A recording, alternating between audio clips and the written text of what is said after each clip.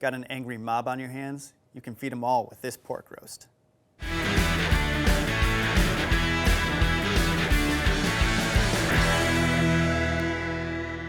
For our Al Capone roast, we're going to be stuffing a pork loin with a number of different ingredients. These are all going to be in the Italian flavor profile, starting with some prosciutto, some hard salami, and pepperoni. These three meats are going to add some salty, sweet spiciness and a little bit of that cured salt flavor that we want for our final product. On top of the three meats, we're also going to be adding some sauteed mushrooms, diced olives, and 2 different kinds of cheeses.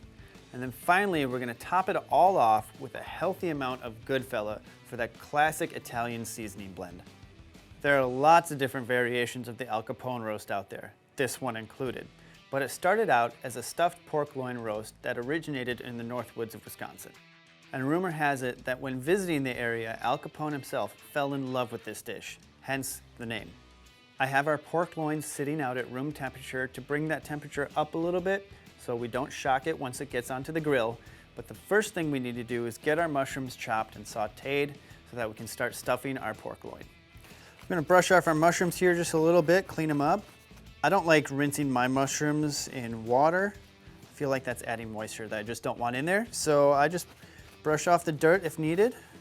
Then we're going to do a pretty rough chop on these, and then we're going to saute them in some butter with a little bit of garlic, and then we're going to cool them down before we add them to our stuffed roast.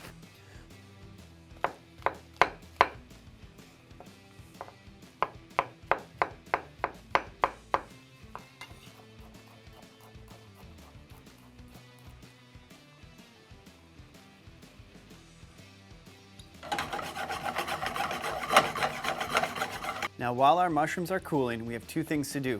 We're going to chop up some olives, and then we're going to get our pork ready to be stuffed. For our recipe, I'm going to be using a pork loin. This is really easy to find at your local grocery store, but there are a lot of different variations on this recipe. There's flank steak, tenderloin, pork butt, so use whatever you feel most comfortable with. I'm going to trim it up a little bit to make it a little more even once we get it all rolled up. But it's looking pretty good. And now we have to butterfly this. I'm going to turn my board 90 degrees so I can operate the long way here. I'm going to start at one end, and I'm going to start making cuts down along the side and unroll the meat as I go through. So I'm going to start about 1/3 of the way down and kind of pull that meat back. Try and keep that blade nice and level, so you get an even roast to roll up once we've got it all filled. And you're going to get to this point where the roast is kind of unfolded on itself and it's going to lay flat again. We're going to go to the same process that we did when we started. Keep that level blade, work your way down, go again, and that will continue to unroll until you have a nice wide flat piece of meat.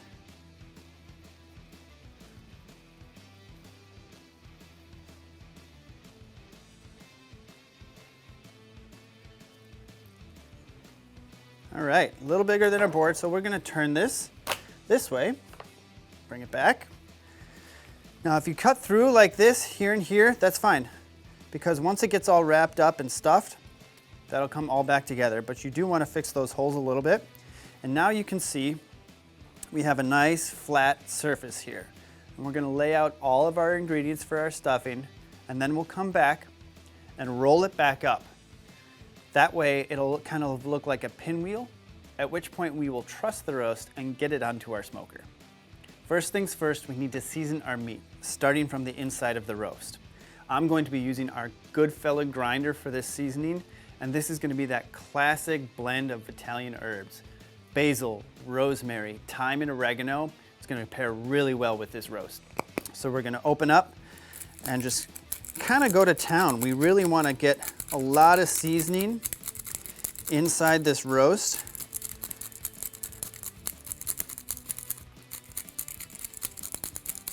Now this also has salt and pepper, so unlike a lot of other Italian seasoning blends out there, this has everything you need in one blend, which makes it really nice to use when you're making sauces or just adding a topical pinch of something for your pasta.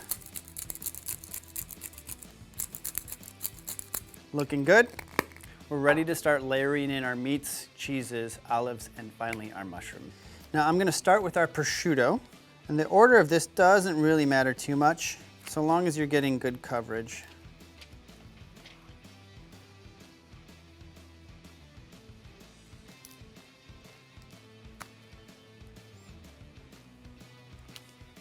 And then next I'm gonna go in with some salami. I am gonna leave about a 1/2 inch at either end, and that'll help us seal those edges once we roll up our roast.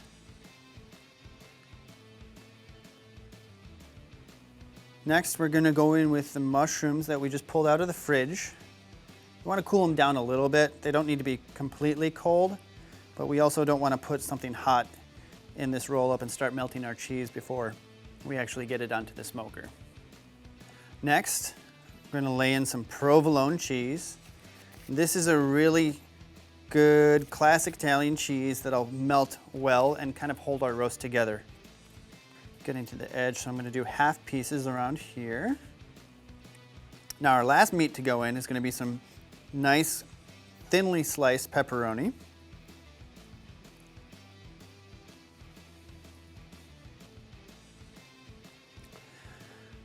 Go in with our olives. And lastly, we're gonna sprinkle in some grated Parmesan.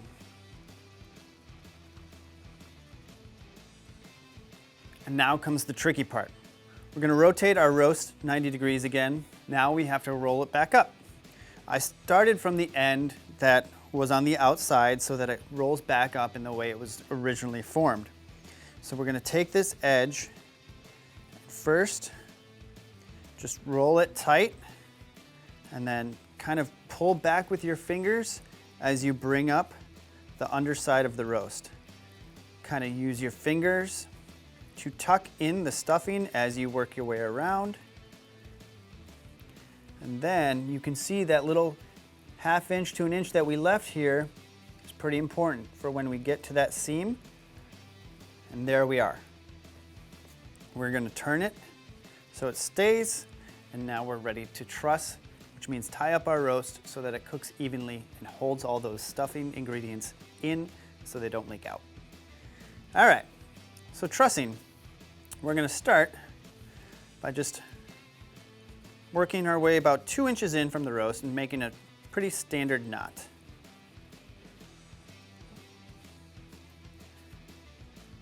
I like to wrap it around 2 or 3 times so when you tighten, holds a little better. You don't need to go crazy and try and cut through the meat with this. You just need to hold it together so that it doesn't fall apart.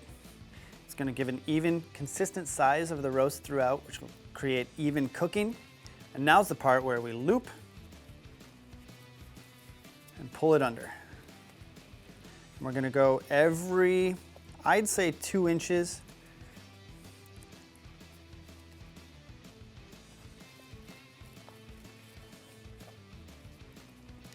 We'll cut, and then we will double back and tie a knot with the end here to keep it all together. There it is. You can see now that we have an even sized roast. Everything is tucked in right nice. So we're gonna flip this upside down.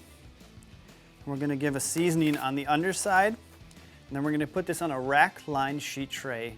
Flip it right side up, one more season, and onto the smoker.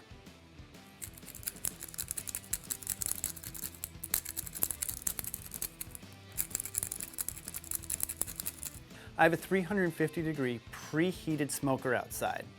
Before I go on there, I need to get our Bluetooth meat probe situated so I can monitor the internal temperature of our roast as well as the temperature of our smoker. We've got our meter plus, and I want to get this into the thickest part of the roast so we get the most accurate internal temperature. I've got the spacer in here so we're not over direct heat. I'm going to bring the temperature of this roast up to 140 degrees internal temperature. So after about 2 hours of roasting, we rested for a half an hour in an oven that was turned off. That'll help all those juices come back into the fold, and we won't lose all that when we start to slice. You can see the trussing did a really nice job of holding our roast together because we still have a beautiful, really consistently sized roast. Now it's time to pull this off of the rack. I'm going to cut off the butcher's twine and we'll be ready to slice into our Al Capone roast.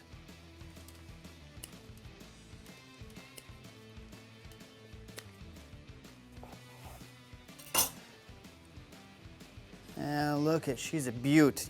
You can see all of the definition of everything we put in there, the mushrooms, the red of that pepperoni that we slid in there. And there's a little bit of cheese in there, perfectly holding everything together.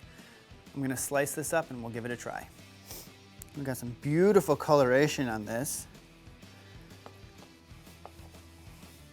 Nice little smoke ring there. And it's wonderfully juicy. So I'm very excited to try this. Got a nice little cross section there to try. Mouth is watering. Absolutely delicious. The salt level is a little elevated with the olives and all those cured meats in there, but it's really, really good. Super juicy. The seasoning on top of there with those herbs, those classic Italian herbs, really makes the dish. Let's talk about the presentation as well. On top of the amazing flavor that we got out of this roast, you can see all this definition, and it's just a really cool presentation once it hits the plate. I think this recipe is really nice and unique, absolutely flavorful, and it's a good test of your knife skills and your roasting skills. If you like this video and want to know more about some of the products I used, head to psseasoning.com. If you really like the video, you can click subscribe, and you can also check us out on all other forms of social media. Until next time, I'm Chef Jed. Thanks for watching.